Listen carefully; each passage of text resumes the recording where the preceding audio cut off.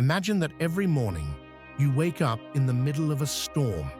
You don't see it, but you feel it. It's internal. A rain of thoughts, gusts of anxiety, lightning bolts of doubt.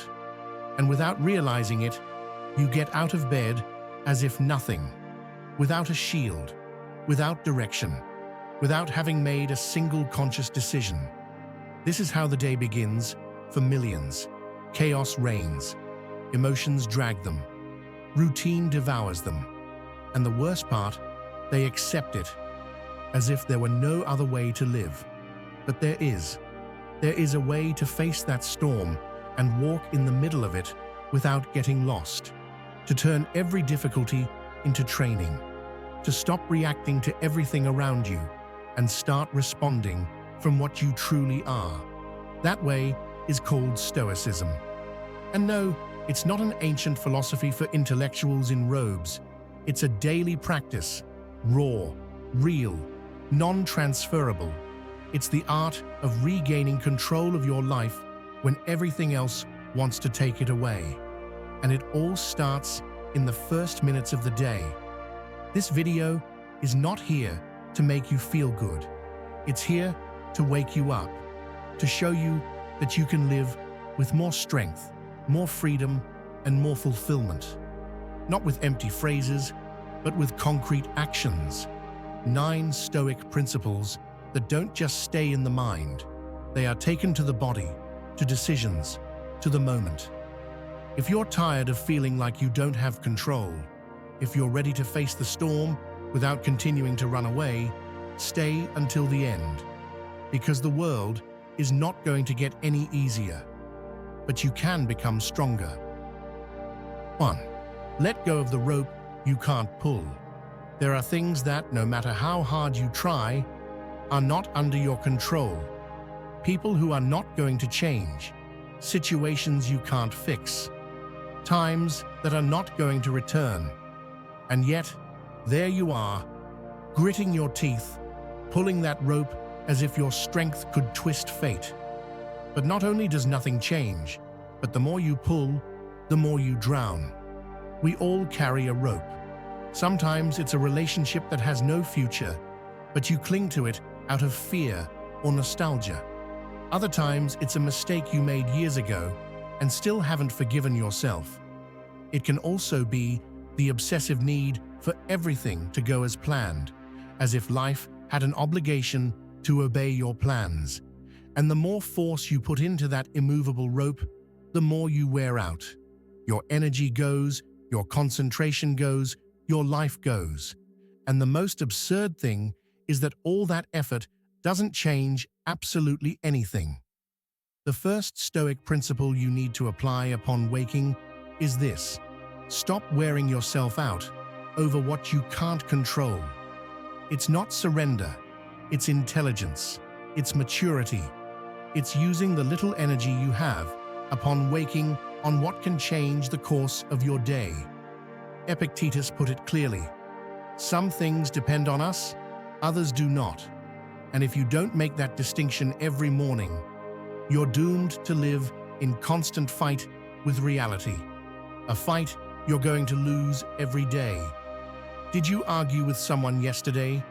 You can't change the past, but you can decide how you're going to behave today. Did you miss an opportunity? You can't turn back time, but you can prepare better for the next one. Did someone disappoint you? You can't control their actions, but you can control your reaction. That's what you can pull. The rest, let it go. And don't get confused. Letting go is not ignoring. It's not pretending like nothing happened. Letting go is facing reality head-on and deciding that your energy goes where it can flourish, not where it withers. Many people start the day without asking themselves even once, where am I putting my attention? What's occupying my mind from the first minute of the morning? And so they get lost in invisible battles, fighting with what has already happened, with what doesn't depend on them, with what they simply can't control. The wear and tear doesn't just come from physical work, It comes from misdirected emotional effort, from worrying about what others think, from dragging mistakes as if they were sentences, from wanting to control the uncontrollable. And then you wonder why you feel so tired at the end of the day, even though you haven't done anything important.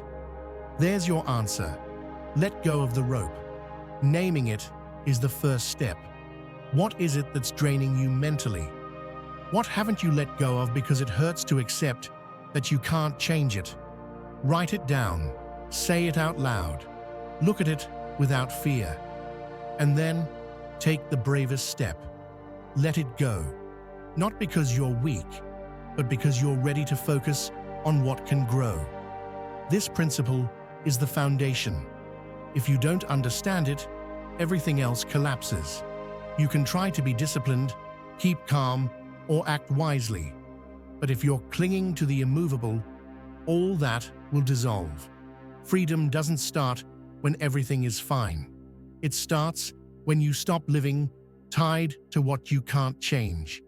And that moment can be today. As soon as you wake up, as soon as you open your eyes and decide to let go of the rope. 2. Turn difficulty into your mental dojo. Every time life hits you, you have two options: to lament or to train. Most choose the former. They complain, blame, victimize themselves. They want the path to be straight, everything to flow without obstacles, life to smooth the way for them. But that mindset does not build character. It builds weakness.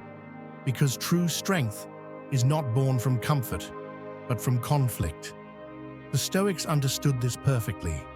They did not see difficulty as an enemy, but as an ally, a training ground, a mental dojo, a space where you could practice temperance, patience, determination. Because only under pressure does the opportunity to show who you truly are arise. Imagine that every problem is a secret test, a challenge designed not to destroy you, but to reveal you. That delay in traffic, that criticism you didn't expect, that change of plans that bothers you, even that difficult conversation that shakes you. All of this, if you use it wisely, becomes material for internal construction. Marcus Aurelius wrote, "What impedes action promotes action. What stands in the way becomes the way." And it's not just a nice phrase, it's a way of life. Because every morning can start badly. You can wake up tired, with bad news, with anxiety. And that's where you decide, do I let myself be dragged down, or do I turn this into training? You don't need to go to a temple in the mountains to strengthen your mind. You are surrounded by situations that can polish you if you see them as part of the process. Your boss who never acknowledges what you do. Your partner who is distant. Your finances that never seem to stabilize. All of this can be your dojo. Each tension, one more repetition for your emotional resistance. Each obstacle, a mental flexion that increases your clarity and focus. But this is not automatic. It requires intention. It requires that you do not see pain as punishment, but as a tool. That you do not run from effort, but use it. Because the more you avoid the difficult, the smaller you become. And the more you face the uncomfortable, the bigger you become inside. Think about the moments that have shaped you the most. They weren't the easy ones. They were the ones that hurt. The ones that demanded you give more than you thought you had. The ones that broke you and then forced you to rebuild yourself. That's where identity is forged. Not on calm days, but on days when everything is shaking, and yet you choose to stand. Stoicism does not deny difficulty. It embraces it, not because it is masochistic, but because it understands that without tension, there is no growth, that without weight, there is no strength, that without chaos, there is no opportunity to order yourself inside. So the next time something doesn't go as you wanted, change the question. Instead of saying, "Why is this happening to me?"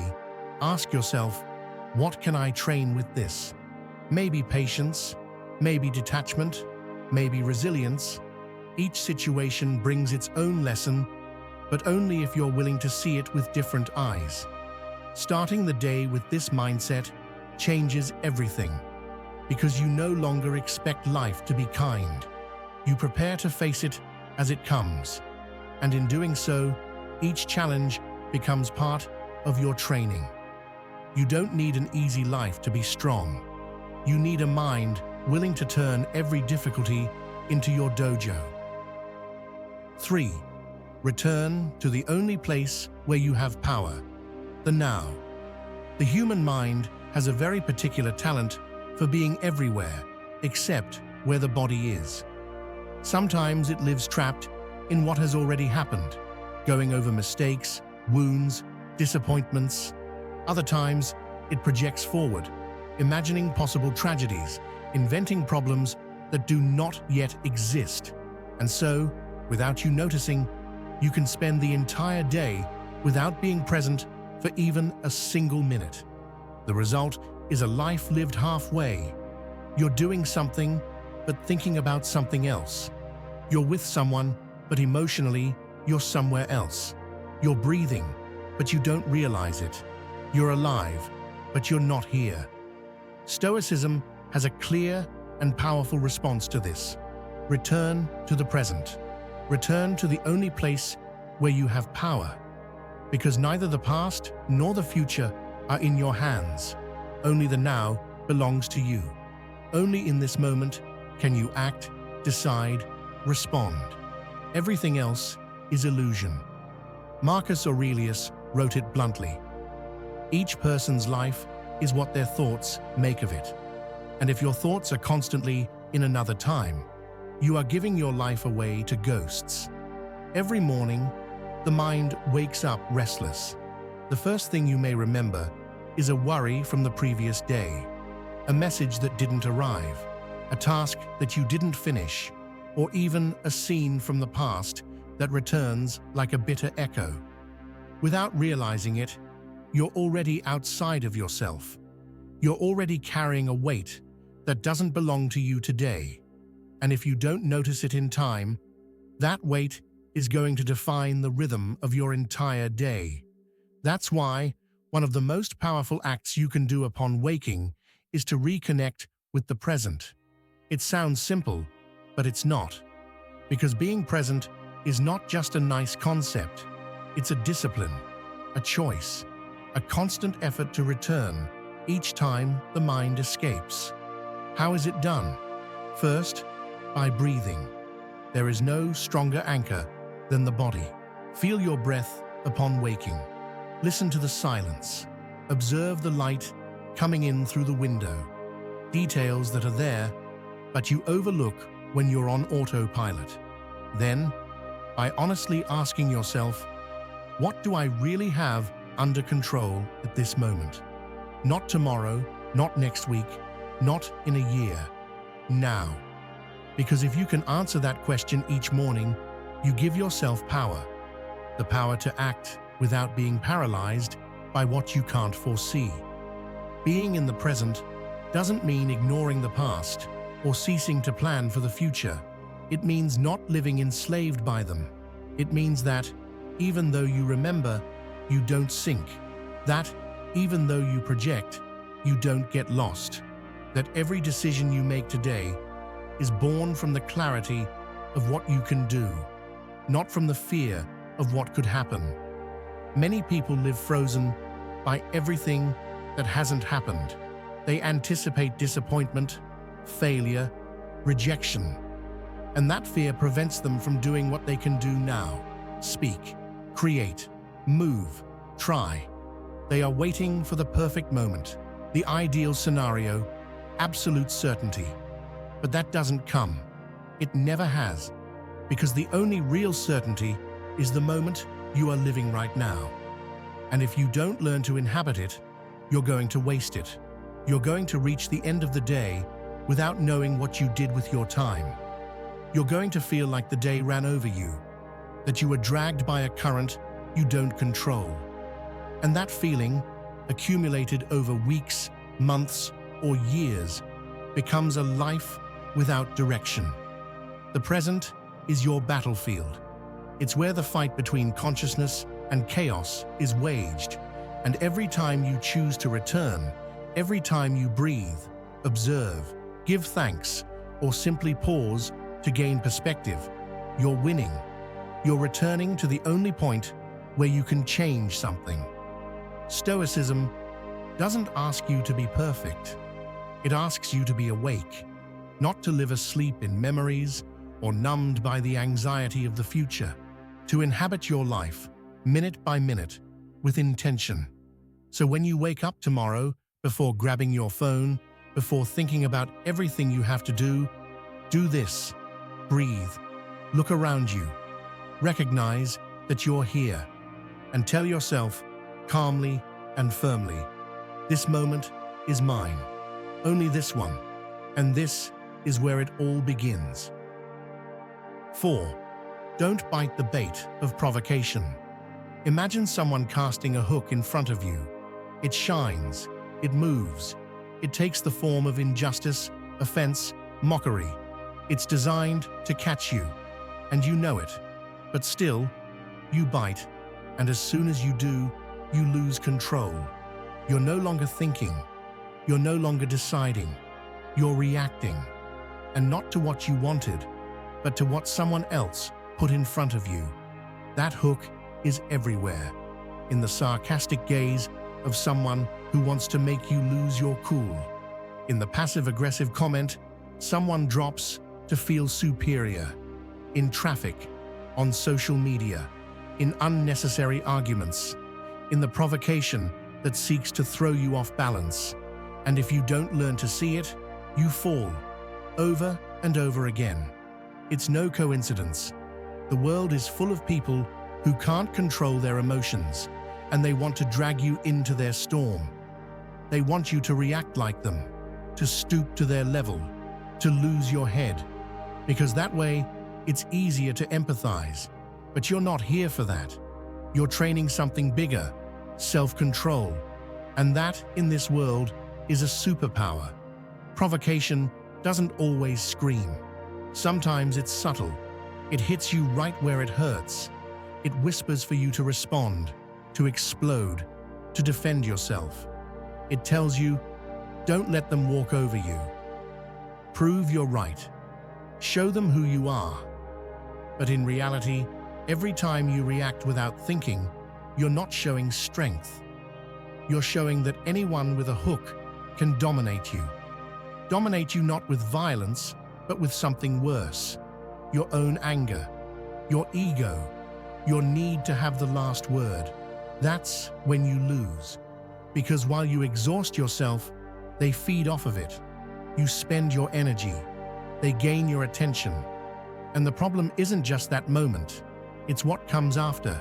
The discomfort, the regret, the emotional strain, the wasted time, the words you said that you can't take back, the decisions you made under pressure, not with clarity, all because you bit something you could have ignored. But ignoring doesn't mean running away. It doesn't mean bowing your head or accepting the unfair. It means choosing when and how to respond. It means not giving away your peace for a moment of fury. It means understanding that not all battles are worth your energy, that not everything that bothers you deserves your attention. You choose what affects you. And that choice is trained. It's practiced every day, especially in the morning when you're just waking up, when your mind is still shaping for the day. That's when it's easiest to fall, because a single message, a single poorly spoken word, an out-of-place gesture can condition your entire day if you're not alert. So, upon waking, breathe and remember, no one has the power to throw you off balance without your permission. You can feel the anger, the discomfort, the tension, and still not react like a wounded animal. You can choose. You can observe the hook and simply let it pass. That doesn't make you weak. It makes you free. Because true power is not shouting louder. It's not needing to. It's looking provocation in the face and deciding, today I'm not going to fall. Today, you're not going to drag me. That's the difference between living defensively or living with inner mastery. And you don't need perfection, just practice. Every time you manage not to respond to the impulse, you win. You gain clarity, you gain strength, you gain control. Because you're not being dragged, you're choosing the pace. The world will continue to throw hooks every day. But if you learn to see them for what they are, they won't hook you anymore. Because when you decide how to react, no one else can manage your life. 5. Walk as if death were breathing down your neck. Most people live as if they had all the time in the world, as if the clock of their life were infinite, as if tomorrow were guaranteed. They postpone what's important. They bury the essential under distractions, excuses, and empty routines. They pretend there will always be another chance, another day, another life. But the truth, as harsh as it sounds, is this: death doesn't give notice, and we are all closer to it than we want to accept. Thinking about death is not morbid, it's necessary.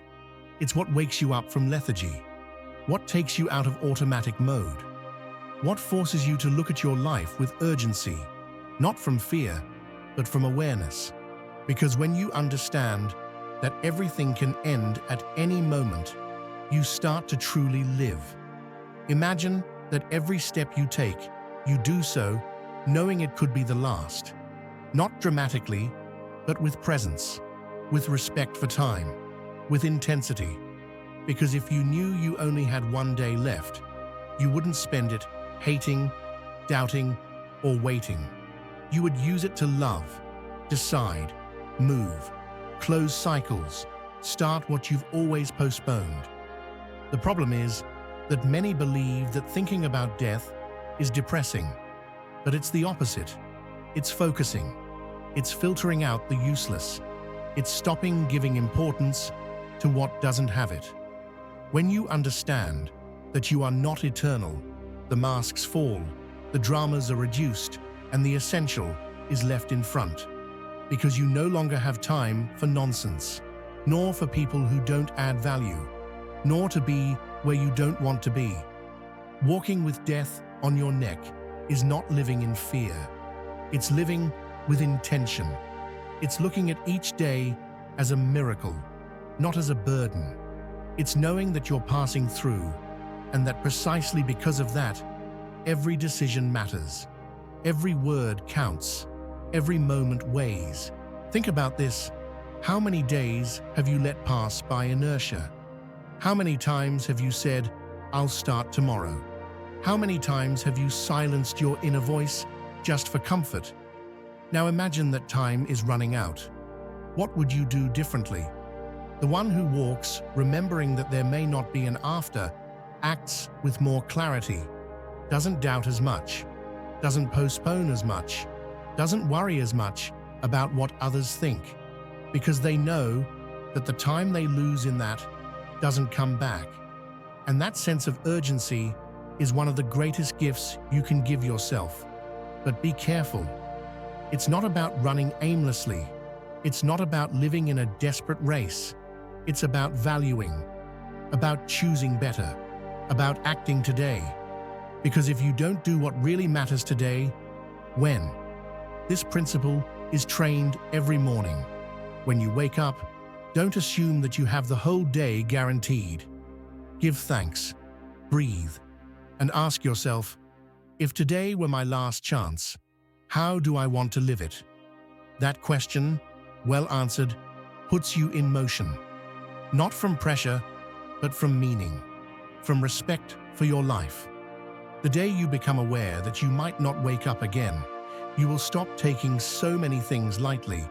You will start to speak more clearly, to love more strongly, to act with more courage, because you will no longer allow yourself to waste the only thing you can't recover: time. And when you truly understand this, you don't live the same way anymore. You no longer wait for everything to be aligned. You no longer need permission. You no longer seek guarantees. You just move forward with determination, with purpose, and with the firmness of someone who knows that every minute counts. You're not here to last forever. You're here to truly live. So walk with death on your neck, not to be afraid of it, but to have the courage to honor life. 6. Pain is just a visit, not a sentence. Think of pain as an unexpected visitor. It arrives without warning, knocks on the door without delicacy, sits in your living room without asking for permission. It bothers you. It disrupts you. It changes your rhythm. But that doesn't mean it's going to stay forever. It's not a permanent guest. It's just a visit. And like every visit, it also leaves. But the problem is not just the pain. It's everything you do with it. Because many times, instead of letting it in, understanding it, and letting it out, you retain it. You turn it into identity. You drag it as if it were part of you. You give it a room in your mind. You hand over the keys. And that's where the pain, which was temporary, turns into a sentence. What you had to feel for a moment, you drag for months, for years, for a lifetime. Because you got used to its presence. Because you learned to live from the wound. Because you confused feeling pain with being the pain. But you are not what hurts you. You are not your sadness, nor your anger, nor your anxiety. They are states. They pass. They change. Like the seasons, like the rain, like the cold. Nobody believes that winter will last forever. So, why do you believe that this sadness is not going to end? Accepting pain is not giving up. It's stopping fighting the inevitable. It's opening the door, looking at it with courage and saying, I know you're here. I don't fear you, but you're not going to stay longer than necessary. Because as long as you deny it or hide it, it will have more power over you. And yes, sometimes it hurts a lot. It hurts to lose, it hurts to fail, it hurts to feel alone. But even in that pain, there is something moving inside of you.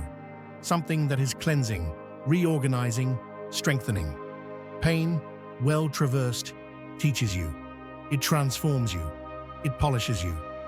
What you can't allow is for it to become an excuse, a barrier, part of the character you use to not move forward. Because then, it's not pain. It's self-sabotage disguised as suffering. And the cruelest thing is that you do it to yourself, nobody else. When you start the day with pain, don't ignore it, but don't overfeed it either. Don't turn it into a monster. Make room for it without giving it control. Say, yes, it hurts today, but I still get up. I still breathe. I still do what I have to do. Because movement, even if small, is what cuts the legs off pain. If you stay still, the pain gets bigger. If you lock yourself up, if you punish yourself, if you repeat the sad story over and over again, you give it roots. On the other hand, if you act, if you move forward, if you keep busy, the pain begins to lose strength. Because a body in motion leaves no room for despair. Because a focused mind does not give power to lament. And no, it's not easy. But it's not impossible either. It requires practice. And every day is an opportunity to train it. To remind yourself that everything you feel is temporary. Even what seems eternal. Even what you don't understand now. Pain is part of being alive. We don't avoid it, we face it. We don't deny it, we go through it. And when you manage to get to the other side, you realize something. It didn't destroy you. It showed you what you're made of. So the next time you feel that pain has come to knock on your door, don't be scared. Breathe, listen to it, learn from it, and then let it go. Don't cling. Don't turn it into a flag. Don't make it an excuse, because you're not here to live under sentence. You're here to go through whatever hurts and keep walking. 7. Deactivate the need for validation. Imagine that every time you do something, you carry an invisible urn in your hands. You go through the world hoping that people will deposit their approval there. A gesture, a like, a comment, a sign that you're doing things right. And if the urn remains empty, you crumble. You feel worthless, that it wasn't enough, that something is wrong with you. This is how many people live, depending on the crumbs of others' validation to feel at peace, measuring their worth through the eyes of others. And that's one of the quickest paths to an empty life. Because when you live seeking approval, you become a slave to it. You no longer do things out of conviction, but for reward. You no longer say what you think, but what you believe the other wants to hear. You no longer dress, speak, or act authentically, but with fear. And the fear of not being liked, of not fitting in, of not being accepted, turns you into a distorted version of yourself. And the worst part is that validation is addictive. The more you receive it, the more you need it. The more you depend on it, the less you tolerate its absence. You become fragile, you become manipulable, and you move further and further away from your true power, the power to be who you are, without asking for permission. Deactivating it doesn't mean becoming indifferent to everything. It means that your worth doesn't fluctuate according to external opinion, that what others think of you doesn't alter what you know you are, that you can continue to act firmly even when you're not applauded, because you're not looking to be accepted, you're being authentic, and that, in this world, is already an act of courage. Look around you. Most people move for approval. They post for attention, they speak for acceptance, they expose themselves for fear of disappearing, and in that process, they empty themselves. They get lost, because there's no longer a real identity, just a facade that needs constant maintenance. But you're not here for that. You're here to live with direction, not applause. To do what's right, not what's popular. To act from what you know, not from what others want. And that starts every morning. When you get up and decide that you don't need anyone to tell you that you're okay. You already know it, and that's enough. When you understand this, something changes. You become freer, stronger, quieter inside, because you no longer depend on the volatile opinion of the world. And that allows you to move firmly, even when no one sees you, when no one applauds you, when no one understands you. Deactivate the need for validation, and what remains will be the most authentic thing you have. 8. Take inventory of your invisible wealth. Imagine waking up one day and realizing that everything you own can disappear. Your belongings, your money, your status, your titles, everything.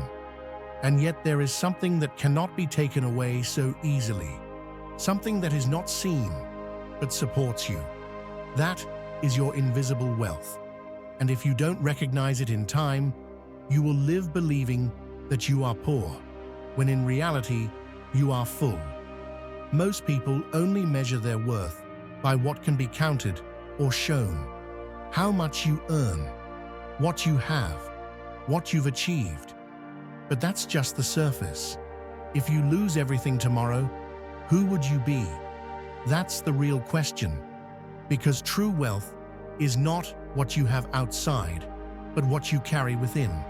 Your ability to think clearly, your resilience in the face of difficulty, your composure when everything becomes chaotic, your ability to love, to learn, to listen, your ethics, your courage, your word, your presence. None of this appears in a bank account, but it's what lifts you up when everything else falls down.